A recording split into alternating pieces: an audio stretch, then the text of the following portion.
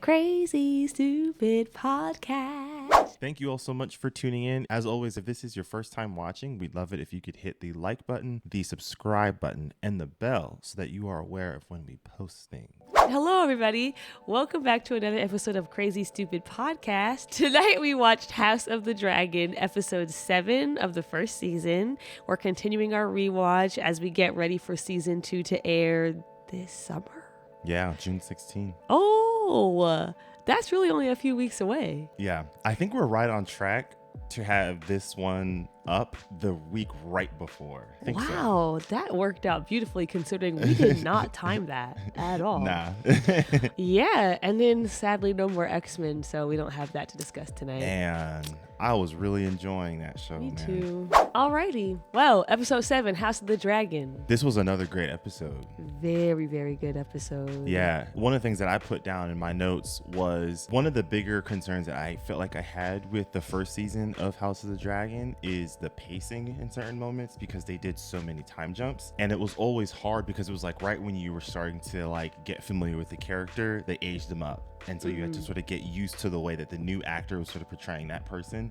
Especially with Laena. We got 3 different versions of Laena. In episode 1, we got the little girl. In episode, I think 4 through 5, we got the teenager. And then in episode 6, we got the adult one. So it was just very jarring for that. For them to pick up this episode right where they essentially left things off. Yeah. Like there's no year time jump. There's no 5 or 10 year time jump. Whoever decided that was smart on them because it gave us a chance to just breathe for a second and to not have to do too many like internal processing. Like, okay, who was that again? They did slow it down and you could feel it. Like Yes. you could feel how it was much slower. Like we were sitting in a lot of the emotions that were the results of the previous episode. And that hasn't happened as much in the season so far, which is true. It's like usually something happens in that episode and you're like, oh my God. And then they move to the next one. It's like you're saying it's been some time. I feel like they still did a good job of showing us like, okay, this is the result of all of this time since we last saw that huge event and like how people are coping and dealing with it.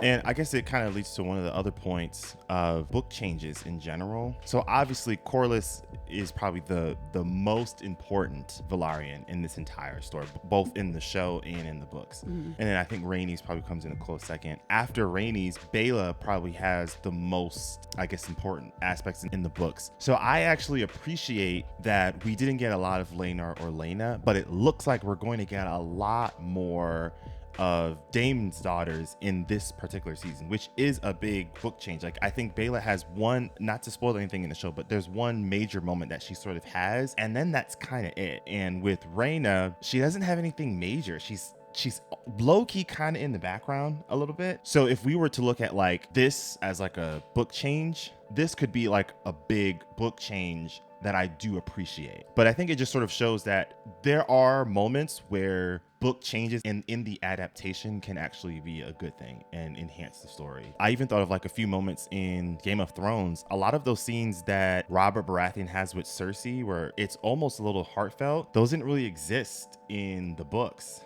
And that really helped add a lot more context to Cersei's character, a lot more complexity to Robert Baratheon's character. That was a good decision, which I do think is sort of worth noting that not every book change means it's going to be a bad thing. I was just thinking about just all the layers of complicated relationships at this funeral. Yeah. It was just such a mess. All the little glances and looks everybody was giving. You just realize more and more like this family is already so fucked up. Chaotic as hell, Like, bro. You got Rhaenyra making the glances over at Daemon, and then you got Daemon and Viserys who apparently haven't spoken. You know, all the weird stuff with the cousins. There's that weird moment where Jace is talking to Rhaenyra and he's like, we should be mourning strong. And Rhaenyra has the nerve to say, he's not our blood.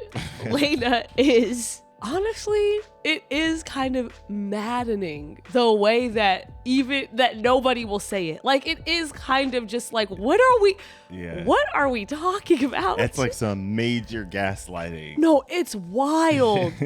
Like, even in your private conversations, like to yourself, Rhaenyra, you won't even admit, like, or like when Corlys and Rhaenys are at home by themselves talking, and they're still playing these games, and Rhaenys is finally like, we can just say it. Which is kind of like when Vaemond makes that decision to yell it out. Granted, he goes overboard with calling Rhaenyra a whore, but when he does say it, I think that anger is like, bruh, I've been having to hold my tongue for years. Like, I'm over it. It's just like, what are we doing? There's just so many, it's just like so much is being left unsaid. And Aegon kind of says it too, like, much. Just look at him. No, okay, because when we get to that scene, I have a lot to say. I know we talked a little bit about Corlys and Rhaenys. I will say, I don't think there's any like good or healthy marriages in House of Dragon, but I do think Corlys and Rhaenys come the closest. I actually think they're good. Yeah, well, I think there's moments where like he's not fully honest with her about his ambitions, and yes, yeah. I think some patriarchy does show its head a little bit, where I don't think he values her opinion as much as I think he should. But outside of that, yes. I do appreciate the way that she called him out on him, the way that he keeps bringing up this thing with her having, losing the crown. Yeah. And he keeps acting like he's on this like very, righteous, looking for justice type energy. And she's like, that's not what this is about, because I've been told you I don't care anymore. Like, I've been said, I'm over it. I let it go. This is about you. That felt like one of the most authentic conversations. I think they were upset at each other, but like, there's no anger. There's no hatred. It's just like, all right. We're just being frank. Yeah. We're being like, let's be for real. We're going to talk this out. Put it all out on the table. And I think also the circumstances surrounding it, it's like, look, like, we just lost a daughter. Mm-hmm. We don't have time to lie and play games. This is real life now. This is our family. These are our kids and our grandkids. We need to be serious. All right, listen, this fight with the cousins, I just call them the cousins now. Okay, a couple things. I remember the first time around when I saw Aemond go up to that dragon, I was pissed. Now, I'm not gonna lie, a lot of that was racial. I was like, how is this white boy gonna walk up and take this white girl's inheritance? Like, this is nuts. I was like, this is like just upsetting. And also part of that was because I was so excited about the black characters in House of the Dragon. And then when I watched the season, I was like, they're not getting shit. Like, they're getting no screen time. They're getting no. So that was part of it. Now, this time watching, I gotta say I wasn't quite as mad. I think maybe part of it's because I know what's coming. Like, I have like a little bit of a soft spot for Aemond. So I didn't feel quite as angry this time. Now, I do think the timing is actually insane. On the night of the funeral, you couldn't give them like a day? Like, I think, well, then they left the next day though, didn't they? Oh yeah, okay. So maybe he's like, this is my one shot. Maybe it's hard to tell, but it yeah, felt like it does feel like it. I mean, okay, so maybe he's like, this is my one shot. This is I gotta do it now. But it's still it does feel like a little insensitive. Bearing in mind though that he is a child. Like, he's what, like, I don't know, 9? I don't know how old he is, but like I under 12. So I wasn't quite as mad. I understand how them being very upset, because it does feel like an affront. Like, we just buried her and you're already riding her dragon. I do think when Aemond got Vhagar, that changed something in him for the worst that I don't think I don't always, because and here's why I'll say this. In that moment, him being petty, a little passive aggressive to Jace and Luke, I think is valid, because they were teasing him all throughout their childhood. But him calling Baela and Rhaenyra like pigs, essentially. He didn't call him a pig. He said a pig would suit you. Okay, but like, no. I know. It was uncalled for. I do not think that was a result of him getting a dragon. I think that's a result of him getting bullied. I think the bullying is what unearthed that in him, but he never had the standing to sort of act on that bitterness. And then as soon as he had it, he's like, well, I want to make somebody else feel bad, which is like a pretty common aspect of being bullied. Like, because you have been bullied, you now go into like this overdrive of like, I'm not gonna let that happen to me ever again. Yeah. And you become a bully to other people. He's lashing out on them with the ways that he was hurt because he wants to find a way to make somebody else feel small. And that is like a very, honestly, like normal child reaction. Yeah. It's just that in the circumstances, it just kind of went crazy. One thing that I did kind of find interesting, it was when Alicent pulls the knife on Rhaenyra. A lot is happening and the camera's moving to different spaces. The Kingsguard is telling Kristen Cole to chill out, and then Daemon comes over and pulls him over. There's so much happening in that scene. But one thing that I did find very interesting was something I found online where low-key Rhaenyra might have saved Alicent's life in that scene, at least unintentionally, when she pulls her back with the blade in her hand. There was an excerpt that sort of leaked online about that scene. Like, you get a little bit more context of the script and like what everyone else is doing in that scene, because you know sometimes the camera just sort of focuses on like the main characters at play. So I'm just going to read it to you, where it says, Queen Alicent says, Sir Kristen, bring the Eye of Lucerys Velaryon. And then Luke yells out, I didn't mean it, I'm sorry. And then Luke tries to hide behind his mother and Corlys Velaryon out of fear. And then you see Corlys tell his knights to draw their sword if Alicent tries to attack Luke. And so like, if Rhaenyra doesn't stop Alicent there, Alicent might be, you know what I mean? Yeah. Alicent, I don't think she wasn't thinking straight, but it's just kind of like, girl, think about if you do this, like, who's gonna protect your kids now? Which I just thought was just kind of wild. Yeah. I think it's just like, she just lost it. Like a whole bunch of pent up frustration and rage just came out all in one moment. It was about way more than just that moment. And that is interesting. Yeah, I will say what they do in that scene is very fascinating, because very subtly, with where all of the characters are, draws the line with who they are aligned with throughout the rest of the series, which is important to note. Vaemond isn't standing over there with Corlys and his nieces and Rhaenys and Rhaenyra. I love that moment too because of what is said between Rhaenyra and Alicent. It explains everything that's already happened, and it explains everything that's going to come. When Rhaenyra says, you've gone too far, and then Alicent says, what have I done except for what is expected of me? Which, to be honest, I was like, yeah, like, to be honest, what had, like, besides just kind of be a bitch, like, what has she done, like, before this moment? She's been planting the seed about Aegon being king. That is treason. I guess, but what actionable steps has she taken up till now? She has not been a good person to Rhaenyra. Agreed. She calls Rhaenyra up to see the baby right after she gave birth. That's a terrible thing to do. Agreed. She makes the comment to Laena, which, yeah, it's true, but like, you're out of pocket for saying that. Like, when the vibes are happy, a baby was born, especially in that time. She's planting the seed with Aegon about like, he needs to be king. She's probably not the main perpetrator about like the rumors, but she is very heavily instigating that on. Like, they're learning about these things from their mother. Yeah, I guess to me, I'm like, all of that to me though is under the umbrella of being a bitch. Like, it's like, she's been extremely mean and extremely unlikable and extremely difficult.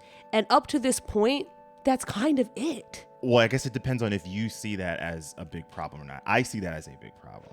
I see it as a problem, but in the grand scheme of things, especially in the conflict in which they're in right in this moment, to me it's kind of like, yeah, what do you mean? Well, if she doesn't plant those seeds to Aegon, there's no war. Fair. I think she was doing a lot, even if she wasn't like making major political moves like she does later on. But I guess to me, like, that the moment where she's responding and she's like, what have I done except for what is expected of me?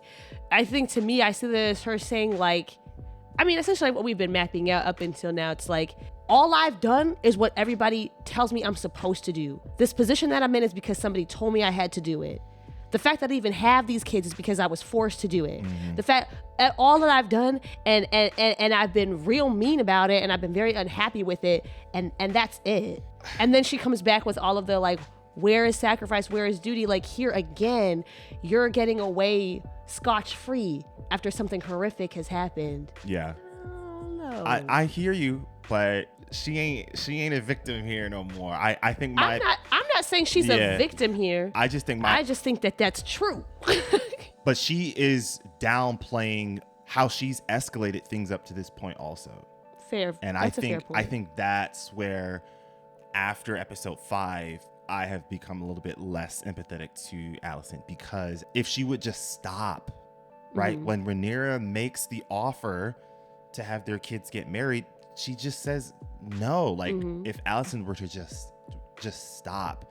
In episode 8, when she has that moment, it's too late. Things have already gotten out of her control. And then even if Alicent were to be like, nah, I'm not going to listen to what Viserys says in his dying moments, Otto's still making plans behind the scenes. Aemond is already thinking that he should be king. There's just too much going on. I don't fault Alicent for what she says in that moment. I think you're right about that. I'll admit to that. I think she is right. I just don't think she's accepting the role she's played in areas where she didn't have to do things. She could have accepted that marriage, and then that book would have been like 10 chapters shorter.